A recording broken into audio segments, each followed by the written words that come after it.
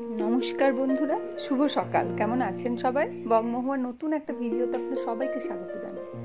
তো আজকে সকালবেলা থেকে উঠে যথারীতি সব কাজ হয়েছে, এখন রান্না বান্নায় ঢুকে পড়েছি।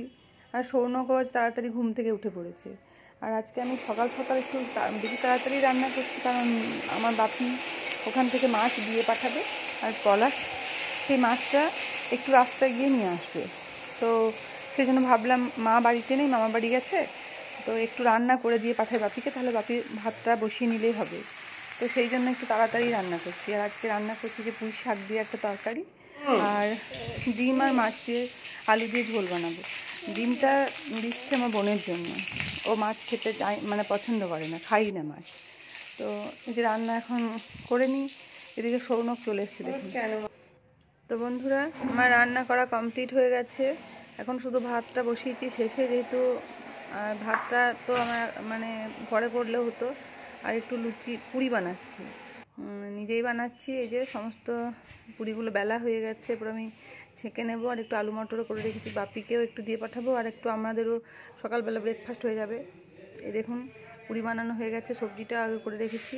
আর এটা সৌনকের জন্য, খাবে বলে চিৎকার করছে। চলুন ওকে দিয়ে আসি।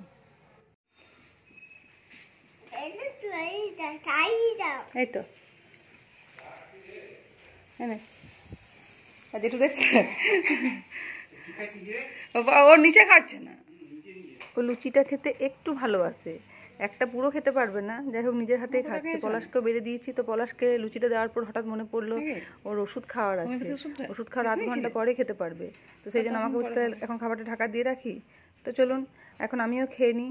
এই যে আমি লুচি নিয়ে চলে এসেছি, আর এখন আমি খেয়ে নিচ্ছি। তারপরে তো ভাতটা একবার ফুটিয়ে নামিয়ে রেখে এসেছি, ওটাকে আরেকবার মানে ফোটাবো, তারপর ফ্যান করাবো। তো বাপিকে এই যে খাবারগুলো দিয়ে দিয়েছি সব।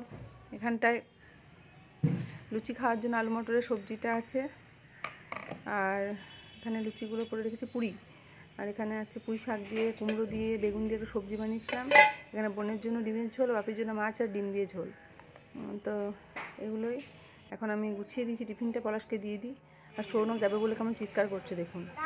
যেখানে বাবা যাবে, যাবি তো আমি তো রেডি হয়নি এখনো। আরে গাড়িটা তেল ভরে নিয়ে আসুক, তবে যাবি। আর জেঠু আবার পড়েছিলিস। তো বন্ধুরা, ওকে আমি আর রাখতে পারলাম না, অনেকটা রাস্তায় যেতে হবে, প্রায় 20-25 কিলোমিটার মতো। তবুও যাবে বলছে যখন, তখন যাক, ওকে রেডি করিয়ে দিয়েছি। আর বাপির সঙ্গে একবার দেখা হয়ে যাবে। তো চলুন ওরা যাক, তারপর কথা বলছি আবার।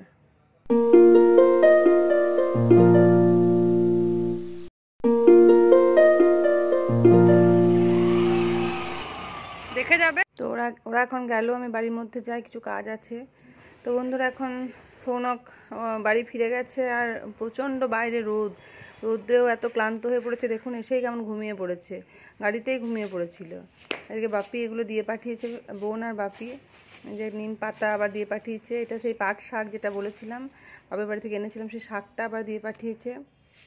আর মাছ দিয়ে পাঠিয়েছে, আলু, একটু কুমড়ো ফুল, আর মাছ মানে চিংড়ি মাছ দিয়েছে, চুনোপুটি একটু দিয়েছে, আর বড় মাছও আছে। তো এখন আমি ভাবছি যে কুমড়ো ফুলগুলো যখন দিয়েছে একটু বড়া ভাজি, আজকে একটু ভাজবো আর অন্যদিন একটু ভাজবো। আর ওই মাছগুলো আমার বাড়ি থেকে বেছে দিয়েছে, ছোটো মাছগুলো, জানে যে বাচ্চাটাকে নিয়ে অসুবিধা হবে। তো সেই মাছগুলো একটুখানি নিলাম, গরম গরম পেঁয়াজ আর লঙ্কা দিয়ে ভাজবো, গরম ভাতে বেশ ভালোই লাগবে খেতে। তো এখন কুমড়ো ফুলের বড়াগুলো ভেজে নিই। কুমড়ো ফুলের বড়া আমি ভীষণ পছন্দ করি, পলাশও ভীষণ ভালোবাসে খেতে। তো চলুন, দেখুন কী সুন্দর বড়াগুলো হয়েছে, আর খেতেও মনে হচ্ছে খুব টেস্টি হবে। তো যাই হোক, এবার ওই তেলের মধ্যে আমি মাছগুলোকে দিয়ে পেঁয়াজ টেঁয়াজের সাথে ভালোভাবে ভেজে নিই।